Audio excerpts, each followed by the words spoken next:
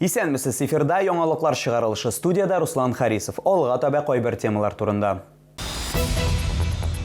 Битлекләр кимиләр, әйткәнне тыңламыйлар. Чаллыда битлек кимәүчеләрне ачыклау буенча рейдлар башлана. Татарча бушлай белем бирәләр. Чаллы мәчетендә курслар башлана.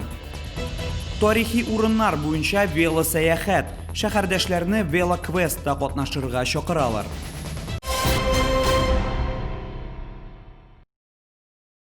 Татарстанда коронавирустан тоғын 2 үлем очрагы теркәлгән. Узган тәүлектә Татарстанда яшәүче 25 кешедә COVID-19 диагнозы расланды. Чаллыда коронавирусның бер яңа очрагы теркәлде. Бу соңгы тәүлек эчендәге мәгълүматларны Республика оператив штабы хәбәр итте. Шулай итеп, 30 сентябрьгә Татарстан буенча коронавирус белән авыруның барлыгы 7230 очрагы теркәлде. Аларның 6092-се терелгән, 27-се узган тәүлектә.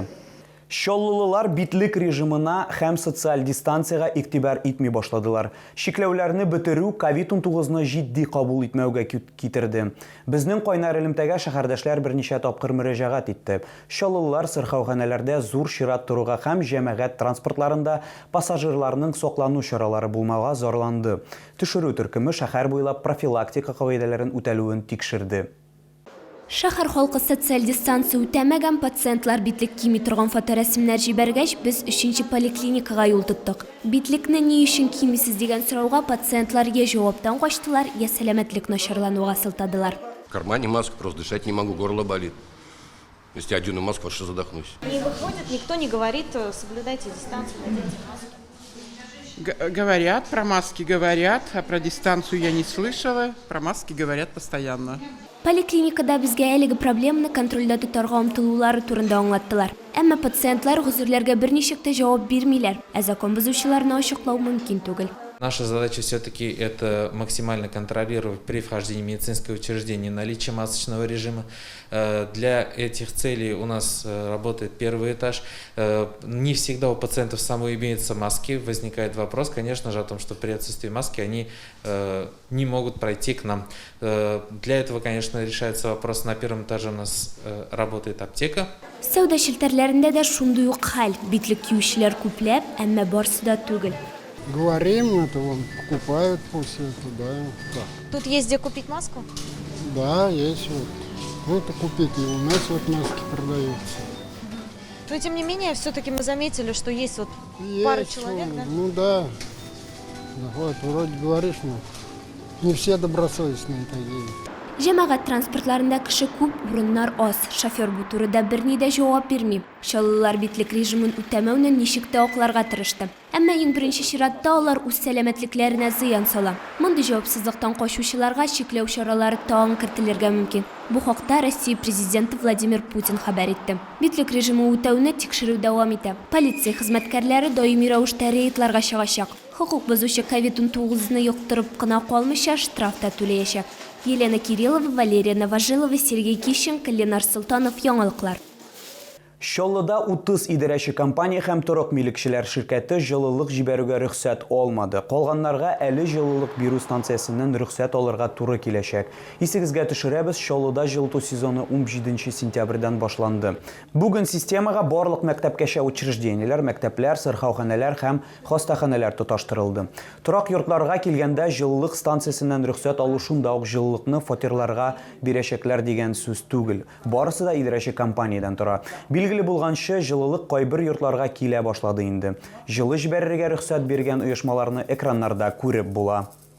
Чаллыда кимерүчеләрдән паркларны эшкәртүгә һәм йогышлы авырулар учакларын дезинфекцияләүгә 3 миллион сумга якын акча юнәлдереләчәк. Әлеге эшләргә акча шәһәр бюджетыннан бүлеп бирелгән. Кимерүчеләрне бетерү Прибрежный, Комсомольский, Гренада, Җиңү паркларында, Татар драма театрының яңа бинасы янында, Сидоровка бистәсендә, ГЭС бистәсенең мәдәният һәм ял паркында һәм шәһәрнең башка яшел зоналарында планлаштырыла. Әлеге эшләр агымдагы елның октябрендә башкарылырга тиеш. Дезинфекция патоген микробларны юк итүне, объектларны зарарсызландыруны күздә тота. Ул табиб-эпидемиолог контролендә физик, химик һәм катнаш дезинфекция төркемнәре тарафыннан үткәреләчәк. Әгәр сезне берәр проблема борчыса яки шатлыклы хәбәр җиткерәсегез килсә, безнең редакциянең кайнар элемтә телефонына шалтыратыгыз. 51-31-31 номеры тәүлек буена эшли. Кызыксынган яки борчыган сорауларыгызны WhatsApp хезмәтенә дә юллый аласыз. Фотосурәтләрегезне һәм видеоларыгызны 8-939-311-31-31 телефоны буенча көтеп калабыз. Безнең хәбәрчеләребез сезнең белән элемтәгә кереп проблемагызны хәл итәргә булышыр. Кирәкле җитәкчеләр белән күзгә-күз очрашырга ярдәм итәр. Бәлки нәкъ менә киләсе чыгарылышта сезнең мәсьәлә хәл ителер.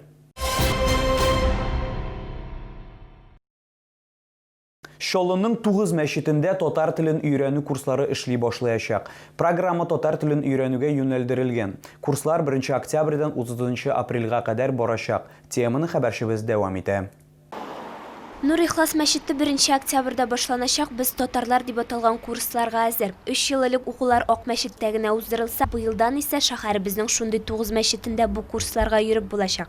Өстәмә тагын шулай ук инде безнең татар теле курслары башлана, дәресләре башлана дип әйтергә. Бу инде бөтен теләгән кешеләр өчен, кемнәр татарча белмәй, балалардан алып, партларга текле ирләр һәм хатын-кызлар килеп шушы инде туган телен дә сөйләшергә, язарга, өйрәнергә теләктәре булган кешеләр килеп укый алалар, Аллаһ насыйп итсә. Группа 15-20 кешедән торачак.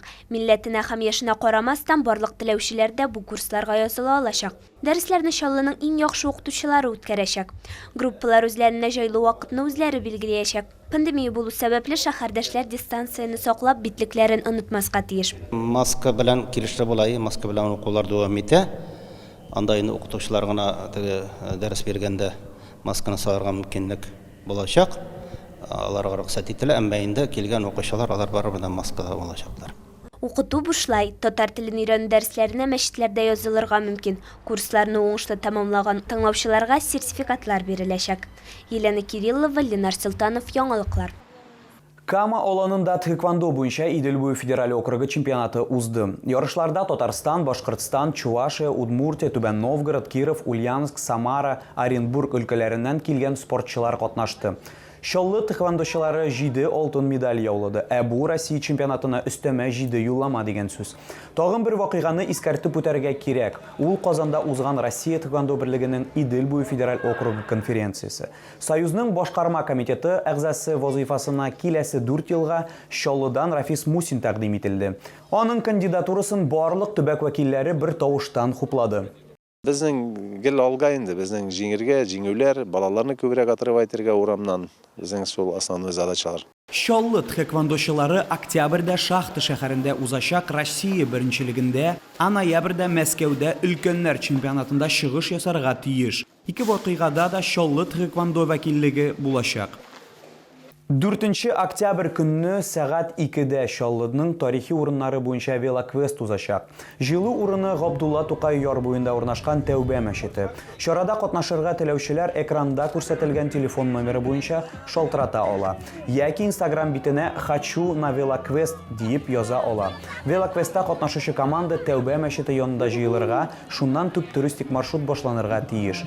Катнашу кагыйдәләре белән танышканнан соң маршрут картасы тапшырылачак. Һәр этапта катнашучылар яңа бирем алачак. Командаларны юлда проектның вәкиле озата бара. Чараның нәтиҗәләре соңгы объектта ясала. Катнашучылар үзләре белән битлекләр һәм перчаткалар онытмаска тиеш. Бу сезгә җиткерәсе соңгы мәгълүматыбыз иде. Мин Руслан Харисов сезнең белән саубулашам. Исән имин булыгыз.